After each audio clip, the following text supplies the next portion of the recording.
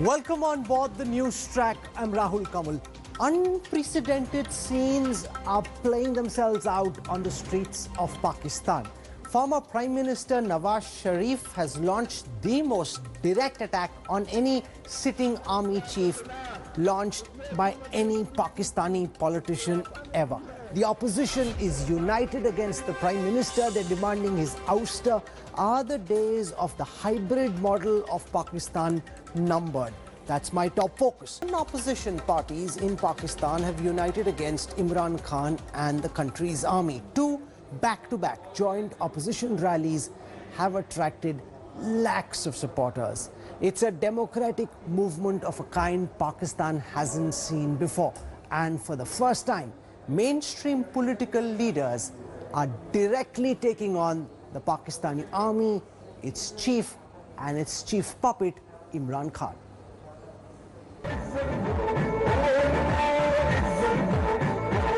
Pakistan Muslim League Nawaz Vice President and daughter of former Pakistan Prime Minister Nawaz Sharif, Maryam Nawaz, hit out at Pakistan's Prime Minister Imran Khan at a massive rally at Karachi on Sunday. At an anti-government rally organised by 11 opposition parties, including Pakistan People's Party, Maryam Nawaz exposed Imran Khan's failure one after the other. जब तुमसे तुम्हारी नाकामियों के बारे में पूछा जाता है, तुम्हारी नालायकी के बारे में पूछा जाता है, तुम्हारी नाअहली के बारे में पूछा जाता है, तो जल्दी से जाके फौज के पीछे छुप जाते हो, जल्दी से जाके फौज की वर्दी की पनाह ले लेते हो. At the anti-Imran rally, Maryam Nawaz swore not only to send Imran Khan to jail, but also bring back Nawaz Sharif to Pakistan. Maryam Nawaz insists Imran Khan, despite saying "Ghabrana nahi hai" or "do not worry," was very worried by the entire opposition coming together for restoration of democracy in Pakistan. Hours after the rally, Maryam Nawaz tweeted to say her husband, Captain Safdar Awan, had been arrested by the Karachi police by breaking open their hotel door.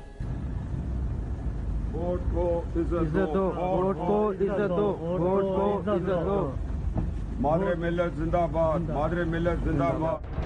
Jail ki dhamki, naab ki dhamki.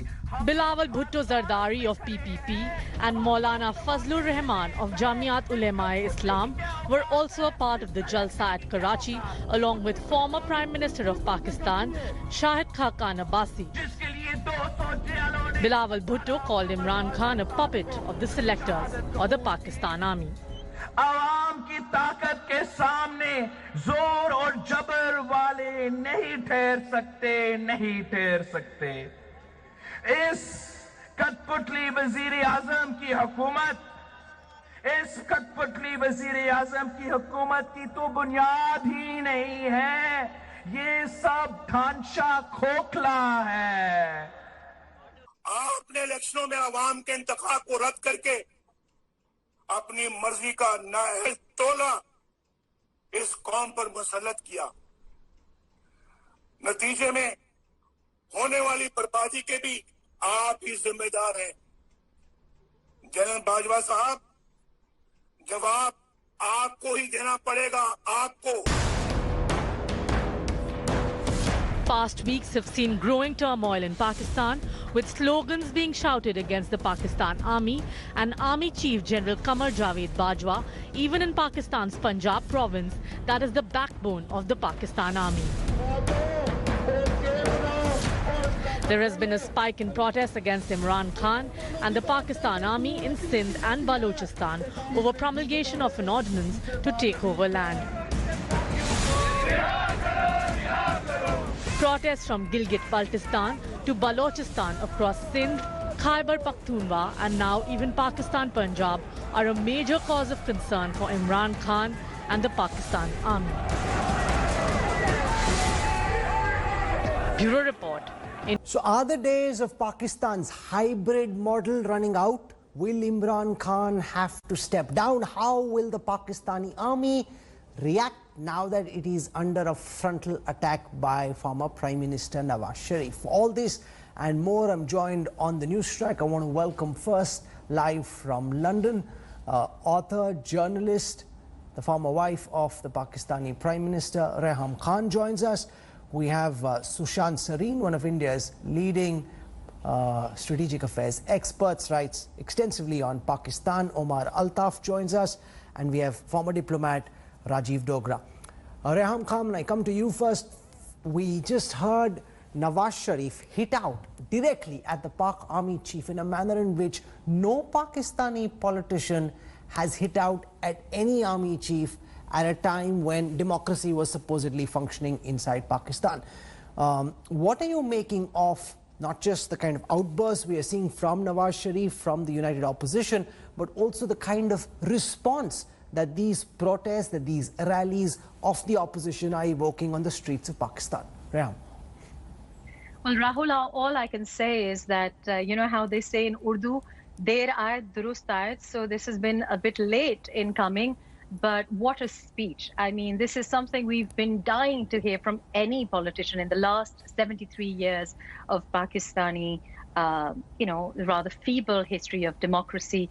And so Nawaz Sharif, I think, has won the hearts of millions of people in Pakistan, Pakistanis overseas, and generally Democrats across the world, because this is what we wanted him to say. We've been saying this for a very long time, but for a former Prime Minister and a thrice elected Prime Minister, a popular leader, to say the names of the Chief of the Army Staff, to name the DG ISI, to name the former DG ISPR, this is huge. This is earth-shattering. This is historical for Pakistan. And really, after the Gujranwala speech, there was actually, you know, he came, he saw, he conquered. There's absolutely nothing else required for I think for weeks and months. But he keeps coming. He's kept the momentum going, and I think that one speech has completely destroyed the plans of the selectors. And as you can see, they're in a you know, they're in an absolute state of a nervous breakdown at the moment in Pakistan. You know, we were already seeing signs of nervousness from the establishment after Nawaz Sharif's speech, and then we saw Maryam Sharif hit out at Imran Khan, calling him a coward, a darpoke, the opposition coming together on the streets of Karachi. All these parties, instead of fighting separately, coming together on one united platform to take on the Imran Khan government. What are you making of this opposition unity, and do you believe the days of the Imran Khan government are now numbered, Raham? You see, it's not the Imran Khan government. This is a Bajwa government. This is the Bajwa doctrine. And I think that the political parties have been dragging their feet.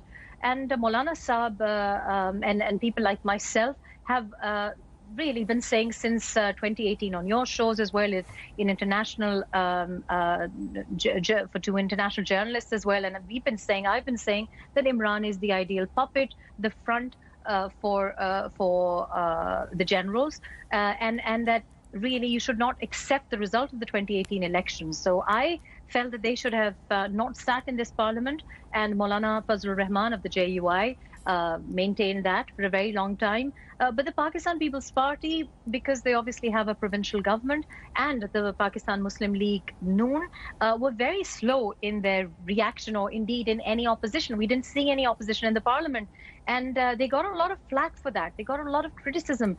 And this, I think, is not only very interesting that the public, there's pressure from the masses, there's pressure from within the community, that the opposition parties must now play their role and must now put an end to this shamocracy. This is just a mockery of the system. And so Nawaz Sharif has delivered. I think that these 11 political parties will have to stick together for their own viability, because if they don't give a good push, and if they back out, and if they strike a deal, or if they backtrack from here, their politics will not be forgiven.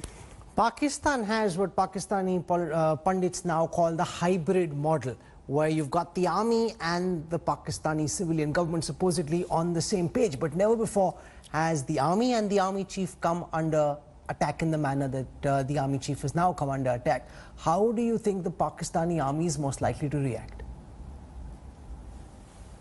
I think that it's not, the target has never been Imran. The target should not be Imran. And to really replace Imran with another puppet would be very simple. To remove Imran would be very simple. It requires a no confidence motion. That's not what I think the opposition parties want to do. That's certainly not what our demand is. We want an end to this meddling. We want this the end of this selectors selecting their favored puppet. We just want an end to this system. We want true democracy in Pakistan. And I think that the days of this meddling, the days of this hybrid system are numbered. I think that it's not viable anymore. And it's not only the opposition parties who are resisting and offering a resistance. There is a resistance, indeed, resentment from within the army ranks and from Punjab, which is the heart of Pakistan, 62% of the vote. That is where the rebellion and the opposition is coming from, and that the army of Pakistan cannot afford. The rest of the army cannot afford. Not only that Imran has become a burden, but this Bajwa kitchen cabinet has become burdensome for the military institution. But, because there were generals who were sidelined when General Bajwa got the extension. There's been a lot of talk of simmering discontent. Do you see now the possibility of an internal pushback against General Bajwa?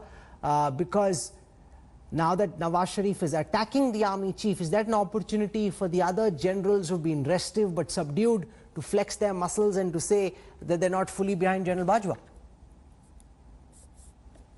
Completely so. And I think that I have very strong sources who have been deeply resentful.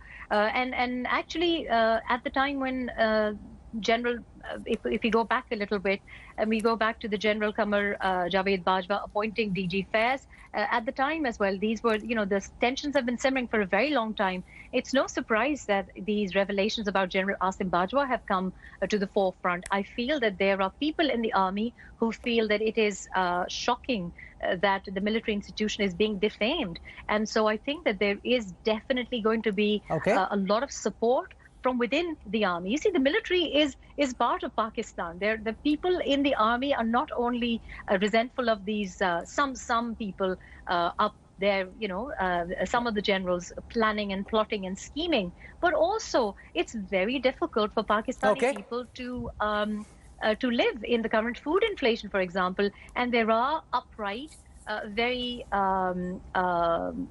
honest officers, obviously in the army as well, who are finding it very difficult to survive. And I think that they find it extremely difficult to then justify the actions of General Qamar Javed Bajwa. Okay, Reham Khan, thank you very much for joining us. I want to go across now to Sushant Sareen. Sushant, what are you making of the kind of protest that we're seeing, first in Gujranwala, then in Karachi, the opposition coming together, thundering at the army chief, and the entire selected kitchen cabinet now facing flack from opposition parties and from the streets? So, Rahul, clearly, I think what's happening in Pakistan in the political domain, I think it is quite unprecedented because not only the kind of turnouts which we are seeing in the last two public meetings which they have held, but even more in the kind of speeches and where Nawaz Sharif is playing the bad cop by going after the army's jugular, in particular the army chief and the ISI chief and a couple of senior generals, or the cabal of generals, if you will. You have a Maulana Fazlur Rahman who plays the good cop, who says that, listen, you are propping up this fool and you are earning the opprobrium for it. So if you let go of this fellow, we will forgive you. I have never heard this kind of language against a serving army chief.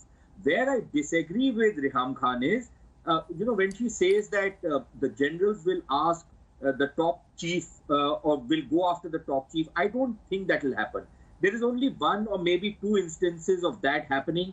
And that was, after the 1971 war when Yahya wanted to continue, but his position was completely untenable. Apart from that, a serving army chief has never really been deposed by people. Maybe you can add Gul Hassan to the list, but Gul Hassan was sacked by the political leadership of that time. Other than that, it has not happened. So will we see something equally unprecedented within the army ranks? I have my doubts. I think what is likely to happen is that if because the army is earning a lot of flack for installing this, not only this puppet but utterly incompetent man as prime minister, and the disarrayed government is for all to see. So what the army, just like the politicians are not going after Imran, they are going after the generals. I think within the army they will go after Imran and not the generals. And in a sense, both Imran's fate and Bajwa's fate are somewhat interlinked. Now, if Bajwa lets go of Imran under pressure of his generals, I think more or less Bajwa's game will also be up. I don't think his position will be very tenable whenever the next change of government takes place. Similarly, if you get rid of Bajwa, then clearly Imran has no feet to stand on. The guy is a puppet. When the puppeteer's strings are broken, the puppet will collapse like a house of cards. So I think that is the way things are. But Sadia Khan, you've seen Nawaz Sharif's career for long. What do you think explains the kind of thunderous attack we saw from the former Pakistani Prime Minister against the sitting Pakistani army chief? Because he was in power, he's been out of power, but never has he taken on the Pakistani army chief in the manner in which Nawaz Sharif did from London. But while he was speaking to people in Gujranwala, does it make it easier because he's so far away that he can say what he wants without fear of being picked up at night by the generals? Sadia Khan? Yeah. Hello. Can you hear me? I hear you well. What do you think explains the kind of thunderous attack that we saw from Nawaz Sharif against the current Pakistani army chief? Well, this is not an attack against Pakistan army chief. Mia Nawaz Sharif is unwell over there and he just gave his opinion. He have been confronted many times. The courts was against him. He have been faced a lot. He was Prime Minister of Pakistan. He was ousted. His daughter himself were sent to jail. He remained over there. His wife died in abroad. And all these things he have faced over there. And currently he is unwell. He is under treatment in UK and they are forcing him to come back and face jails. Of course he'll come back, but currently he is not possible. It's not possible that he can come here. He can come for doing politics here. He cannot come. He should be there. He should get treated over there. Until unless he will not get well, he cannot come here. So of course, whatever he said, it's like just retaliation he have been facing over there. He and his family, his son could not, both of his sons could not come to attend funeral of their mother. Maryam Nawaz Sharif was sent jail twice. She was in jail when she got news of her mother's death, and she was under detention for a long time. She cannot meet her family. She cannot meet her siblings. She cannot go to see her father. So of course, Mia Nawaz Sharif is not. I mean, he is very much tense over there, and all those things. So Rajiv Dogra, three options. I want you to tell us what do you think will happen next. Maybe you can add an option of your own. One, status quo remains, highly unlikely given the kind of protests and the opposition unity we're seeing. Two, Imran Khan is asked to step down by the Pak army. Point number three, about the far-fetched possibility of the generals rising against their chief because they have been feeling suffocated and superseded after General Bajwa got another extension. What do you think is going on? Well, let me give you a realistic picture. I think we are making too much of the two demonstrations and Mr. Nawaz Sharif's speech. Firstly, this is not the first time that an opposition leader has taken on the army general. After all, Nawaz Sharif dismissed two sitting army generals when he was prime minister. So he's a bold man, and it is not a sudden move on Nawaz Sharif's part. In fact, he had been resisting attempts by other people, including his own party leadership, to start some kind of a protest against Imran Khan and so on. But he waited patiently for 2 years. So now he seems reasonably confident that he has a disaffected population because of various reasons, primarily Imran Khan being a non-functional prime minister, and Imran Khan's government has not given the succor that he had promised to the public in terms of development or keeping the price line steady and so on. So people are disgruntled, and Nawaz Sharif thought this is the right moment to strike. The big difference is that, as in the past, Nawaz Sharif is not raising hopes. He is pointing out that it is going to be a long struggle. And as I've seen from Pakistan's history, these movements tend to be long and tend to be cruel on the party leadership and its cadres. So they should be prepared, and we should be prepared to see a long haul and a disturbed state in Pakistan. The only thing which can make a big difference is when officers are disgruntled. It has happened before. It has even happened after Osama bin Laden was shot down. Kayani had to go from cantonment to cantonment to quieten down the rebellion against him among the young officers. It has happened, as Sushant has said, after 71 against Yahya Khan. So it is not impossible that officers may be disgruntled, but the big difference, again from the previous 71 and so on, is that no one considers Bajwa incompetent and no one minimizes his hold on the army because he's got DG ISI who's waiting in the wings to succeed him solidly by his side. So he's got the entire Omar intelligence Altaf, apparatus. you know, what we're seeing on the streets of Pakistan would be deeply troubling to the men in olive, because Nawaz Sharif launching a direct attack on the Pak army chief. What do you make of the kind of protest that we're seeing in Pakistan and the uprising against the sitting Prime Minister, who has been selected, not elected, but selected by the Pakistani army? Rahul, first of all, there is no groundswell in Pakistan. There have been 2 rallies which attracted moderate crowds, so that is not an issue. And PDM is a coalition of self-serving dynastic parties which have been rejected at the polls. And then Nawaz Sharif only last year voted for an extension in General Bajwa's tenure, and consequently he was allowed to travel to England to seek medical treatment, and he is now wanted by the courts of Pakistan, and he has refused to come back. So with Nawaz Sharif is a creation of the Pakistan's military. He has tried to emerge out of that shadow unsuccessfully. He seeks deals with militaries. He is known for cutting deals with military whenever he wants to come back into power. And you never know if the military, he wants relief in his cases. And if he is able to manage some relief in his cases, his rhetoric against the Pakistan military will de-escalate. So you never know. So if anyone is pinning his hopes on Nawaz Sharif becoming an anti-establishment revolutionary, I think he is mistaken, sadly. That is not going to happen. The fact is, Sushant Sareen, that Nawaz Sharif rose to power as a prop of the Pakistani military against the then civilian government of Pakistan, and that's really how he came up the ranks. Now, he's turned against them in the past. He's trying to turn against them, but Omar Altaf draws up the hypothetical possibility of some kind of a deal being offered where all the court cases that he's dealing with in Pakistan could possibly be dealt with if Nawaz Sharif tones the rhetoric down.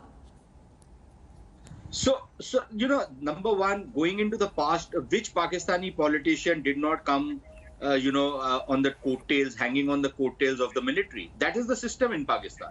But over the years, what has happened, and incidentally, some Pakistani scholars also say that, look, even Jinnah was at one point of time a member of the Congress party. He was a secularist before he became a rabid communalist. So clearly, people undergo transformations. And perhaps even Nawaz Sharif, we have seen his trajectory, of how he has transformed over the last 30 odd years. So that is one. The other part of it is that, look, supposing if I was to agree with Omar Altaf when he says that he might cut a deal, and he might well cut a deal, but the fact is that please compare the kind of stuff which is now said against the army to what was the situation maybe 10 years back, maybe 20 years back. So clearly, people have been chipping away at the kind of fear which the army instills in the public. Now, whether this whole thing will be blown to smithereens, I don't think so. But I think, that chipping away will continue. Now, if you give a deal to Nawaz Sharif, as Omar Altaf is suggesting, where does that leave Imran Khan? What legs is he left to stand on if the army was to cut a deal with Nawaz Sharif or any of the other opposition leaders? So clearly, I think a point of inflection is coming. What the army does next remains to be seen, because the army is not going to give up its power, this entire power structure which they've created so assiduously. They are not going to give it up simply Omar because... Altaf, you want to respond to that, that if Imran Khan becomes too toxic and too troublesome for the Pakistani army, instead of, taking the hit themselves, they could just let their blue-eyed boy off the chair and find somebody else to be the new puppet? No, I think, Rahul, it's very unfair to call an elected Prime Minister a puppet.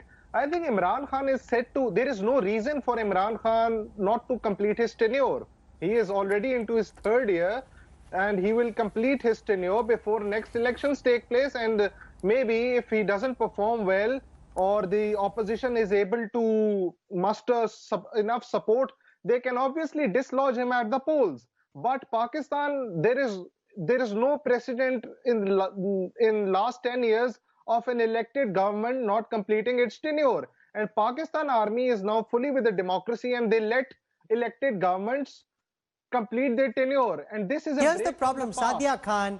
Look at the fact that you have this unlikely alliance between the PMNL and the PPP, which in some senses in an Indian context is BJP and Congress coming together in an alliance against an Aam Aadmi party. That's a very, very unlikely alliance. And therefore, while they were together in Karachi and they formed the PDM at this moment, is this even a sustainable political experiment? Because the internal contradictions between Bilawal Bhutto, between Maryam Nawaz are so wide that this opposition alliance could just come apart because of all its own internal contradictions. See, I don't think so. There is any comparison between PMLN, PPP, and with BJP and Aam Aadmi Party and Congress. I don't think so. There is any similarity exist.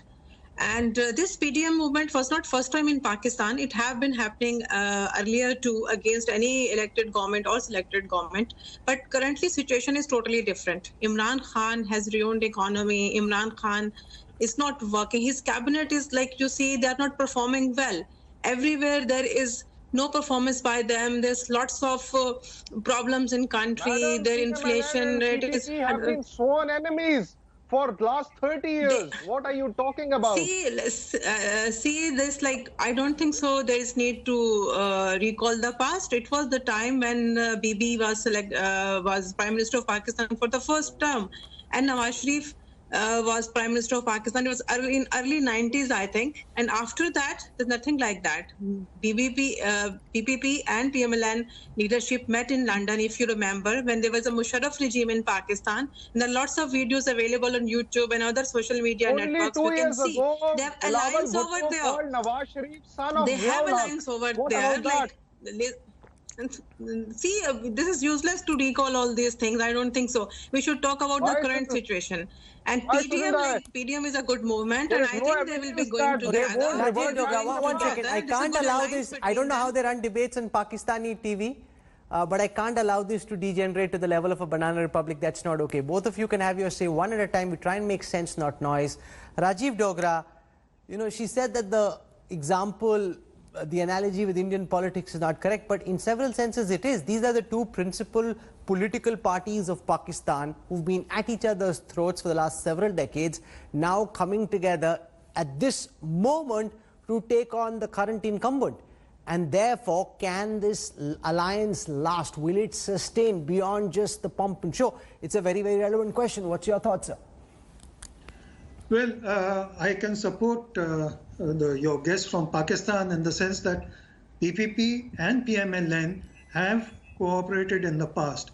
And if we go back further in history of Pakistan's struggle for democracy, movement for restoration of democracy, that was a name given by opposition parties in 70s and 80s to their struggle against the dictatorship. So it has happened earlier that opposition parties have formed a working coalition for a specific purpose. And the specific purpose this time is to take on the army and take on Imran Khan, who's a cruel dictator, by imprisoning anyone who speaks against him or acts against him. So in that sense, I don't think it's a hopeless situation, nor are the leaders so inexperienced as to not know what lies ahead. In fact, Maryam Nawaz Sharif has impressed everyone by her maturity and the balance in her speech, as has Bilawal Bhutto. Then there are other leaders who have experience of many such movements earlier, Maulana Fazlur Rahman for one. Or while Fazlur Rahman most certainly has experience, Sushant Sareen, both Maryam Nawaz and Bilawal Bhutto in many ways are a dynasty, politically untested, and they're not really what you'd call experienced. And I have a lot of respect for what Rajiv Dogra is saying, but they're not really politically experienced. Yeah, but when you talk about being dynasts, even Maulana Fazlur Rahman is, in that sense, his father was the man who set up the party and built it up, JUIF. He's the guy who built it up. The Maulana is nobody's fool. He is a very, very wise and very, very wily politician.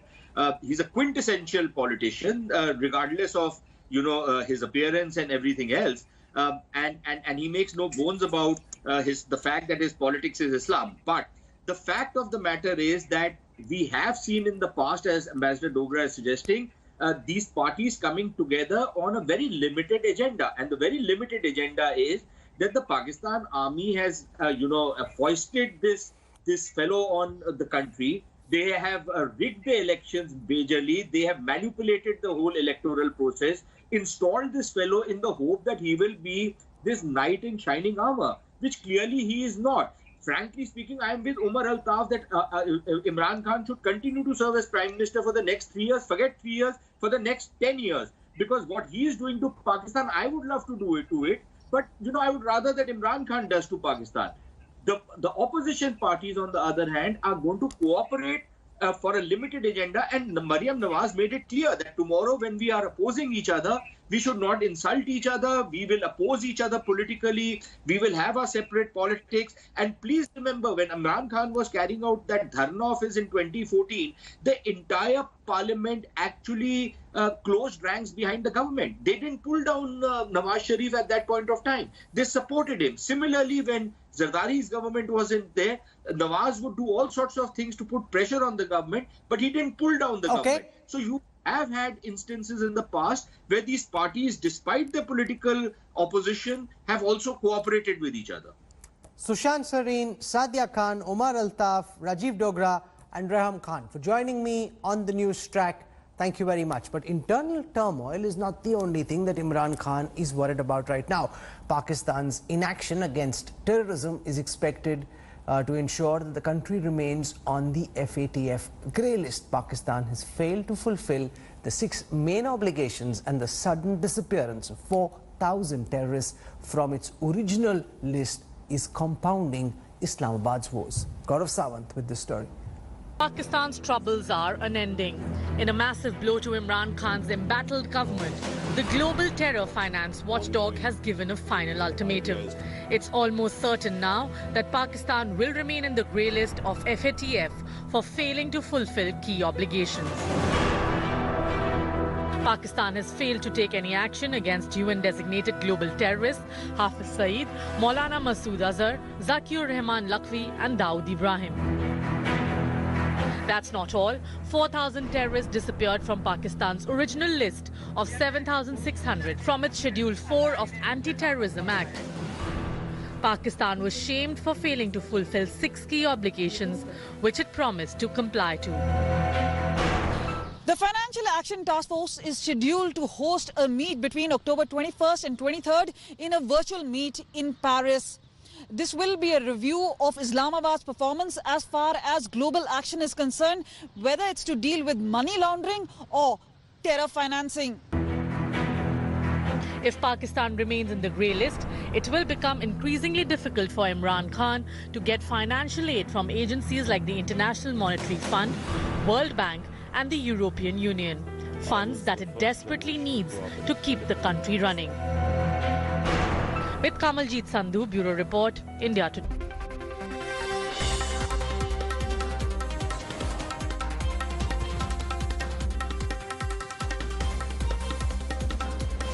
Hello everyone, this is Rahul Kamal here. Hope you enjoyed this video. For the latest news and analysis, like and subscribe the India Today YouTube channel and don't forget to press the bell icon to stay updated.